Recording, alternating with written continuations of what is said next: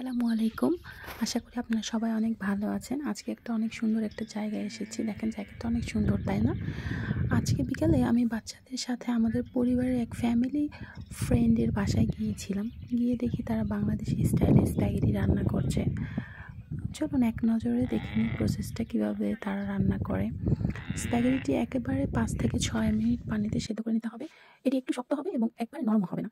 আমি মনে করি যে স্প্যাগেটির গঠন এবং টেক্সচার নষ্ট করে। কারণ আপনি যখন রেস্টুরেন্টে খেতে যাবেন তখন খেয়াল করবেন এটি একটু শক্ত থাকে। অর্থাৎ ঠিকমতো খেতেও পারবেন, আবার সাইজও নষ্ট হবে না।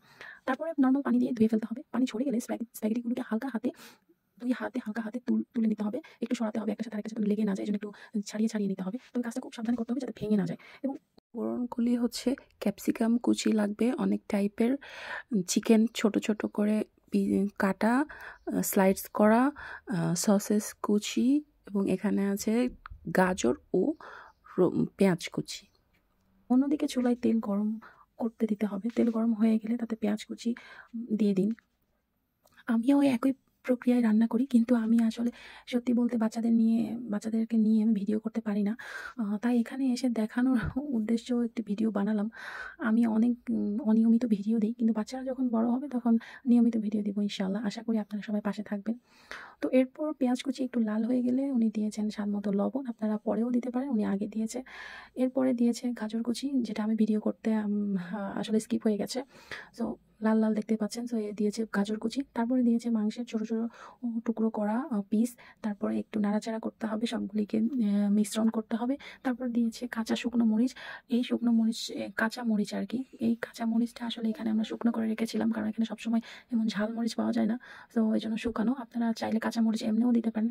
আমরা জাস্ট নেই জন্য এটা কাঁচা মরিচটাকে শুকনো যে করানো হয়েছে সেটা হাত দিয়ে ভেঙে দিয়েছে জাস্ট। এরপরে দিয়েছে এখানে অরিগ্যানো ১ টেবিল চামচ পরিমাণ, একটু হাত দিয়ে ডলা দিয়ে দিয়েছে যাতে ফ্লেভারটা ভালো আসে। পরে দিয়েছে ৩-৪ রকমের ক্যাপসিকাম। আপনারা আপনাদের পছন্দ মতো যে ১টা-২টা যা থাকে দিয়ে দিবেন, না থাকলেও সমস্যা নেই। এরপরে আবার সবগুলি একসাথে মিক্স করতে হবে। তারপরে ১ টেবিল চামচ টেস্টিং সল্ট দিবেন, এটা আপনাদের স্বাদ মতো। তারপরে আবার মিক্সড করতে হবে সবকিছু।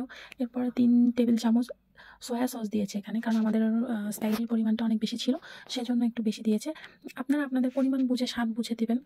এরপরে সর্বশেষে যেটা দিতে হবে সেটা হচ্ছে স্প্যাগেটি এবং সসেস কুচি করে দিতে হবে, এবং আলতো হাতে সব উপকরণগুলিকে মিক্স করতে হবে। ব্যাস হয়ে গেল স্প্যাগেটি। এখন গরম গরম পরিবেশন করুন। ভিডিওটি ভালো লাগলে লাইক, কমেন্ট এবং সাবস্ক্রাইব করতে ভুলবেন না। আল্লাহ হাফেজ।